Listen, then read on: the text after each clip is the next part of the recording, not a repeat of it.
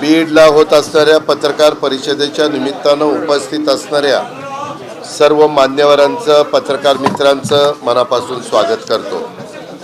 आज आम्ही दुपारपासून आपल्या बीड जिल्ह्यातले काही महत्त्वाच्या प्रश्नाच्या संदर्भामध्ये जेवढे लोकप्रतिनिधी उपलब्ध आहेत त्याच्यामध्ये पंकजाताई मुंडे होत्या, प्रकाशदादा सोळंकी होते, सुरेश धस होते, संदीप क्षीरसागर होते, त्यामध्ये स्वतः विक्रम काळे होते, सतीश चव्हाण होते, असे सगळे होते।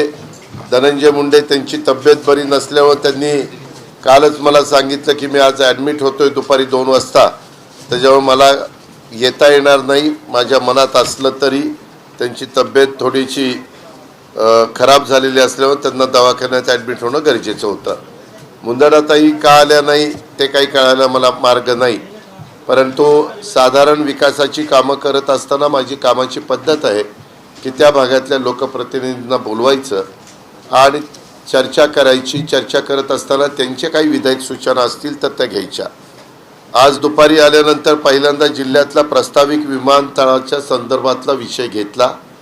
साधारण 3 किलोमीटर लांबीची जागा ही आम्ही निश्चित केलेली आहे।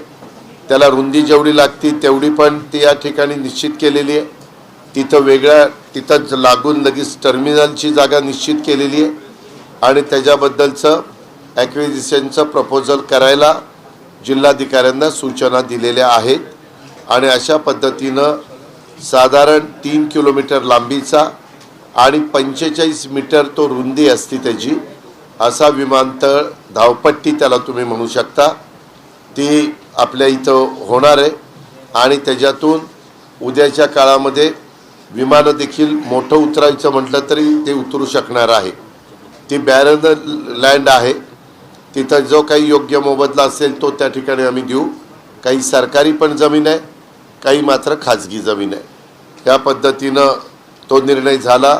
जिल्हाधिकाऱ्यांना सूचना केलेल्या होत्या, त्यांनी 2-3 जागा पाहिल्या, परंतु शेवटी त्यांना ही जागा योग्य वाटली।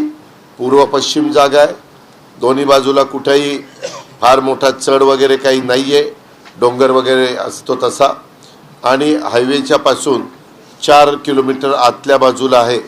तेवढा रोड आम्ही केल्यानंतर हा जो काही प्रश्न आहे तो बऱ्याच वर्षाचा माझ्या बीड जिल्ह्याचा प्रश्न आम्ही निकाली काढलेलं चित्र आपल्याला सगळ्यांना पाहायला मिळेल।